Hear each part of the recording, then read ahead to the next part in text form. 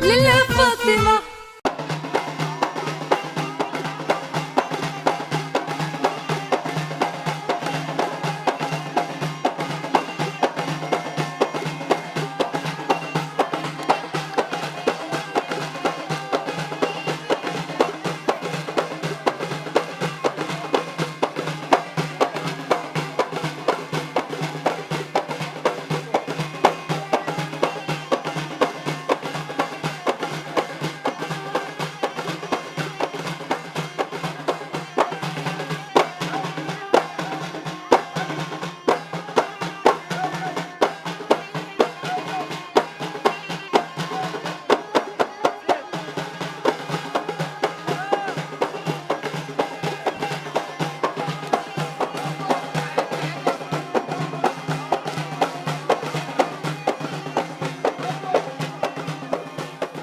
الدورة 13 من المهرجان الدولي المغاربي للفيلم بوجدة هي دورة متميزة بجميع المقاييس، حيث كان فيها واحد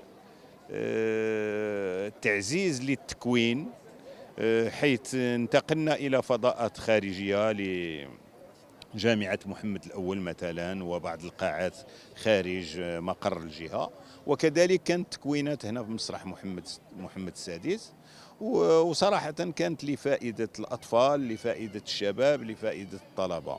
إذن هذا الجانب التكويني ما بقاش بداك الشكل الاعتباطي، وأصبح جانب تكويني موجه نحو فئة معينة حسب الحاجة. المسألة أنها لم تكن بسهلة. أنتم تعرفون أنه في مهرجان دائما تكون هناك أفلام متباينة، هناك أفلام لها صد معين، حكي معين، اشتغال تقني معين، هناك عالم لهؤلاء المخرجين يشتغلون عليه، مخرجين شباب لهم رؤيتهم الخاصة حسب منطقتهم وحسب المكان الذي يجدون، ولكن أيضا حسب مشاهداتهم وأيضا عمق التفكير في أفكارهم وآرائهم. الأهم هو أنه في هذه فقرة مهرجان وأيضا الفيلم القصير، أعتقد بأنه كان هناك فعلا نوعية من الأفلام التي شاهدناها واستمتعنا بمشاهدتها، وكان هناك تقييما حقيقيا على مستوى التقني، على مستوى الأداء، على مستوى الفكرة والعوالم المختلفة، على مستوى الإضاءة، على مستوى الإخراج،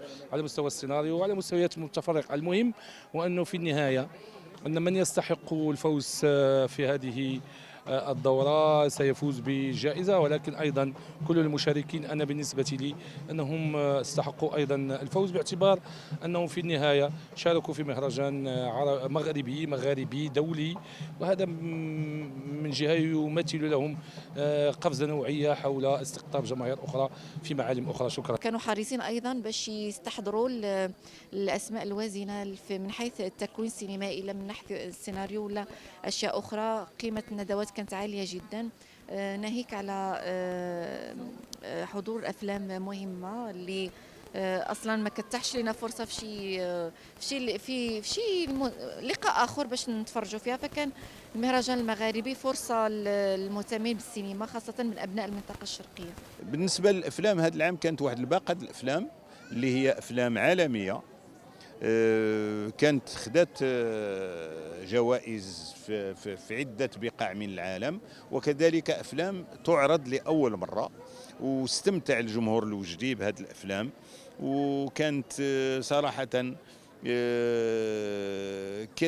كتبين بأن الجمهور الوجدي هو جمهور متذوق للفن، متذوق للثقافة وللسينما، وهذا ما سيدفعنا للاستمرار لبناء تلك القاعدة المنشودة، هذه القاعدة المثقفة السينمائية.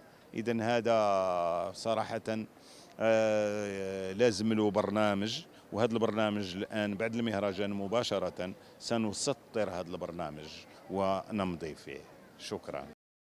ديروا لايك وبارتاجيو الفيديو مع أصحابكم، وما تنسوش تابوناو في لاشين وتفعلوا الجرس للتوصل بكل جديد لالا فاطمة.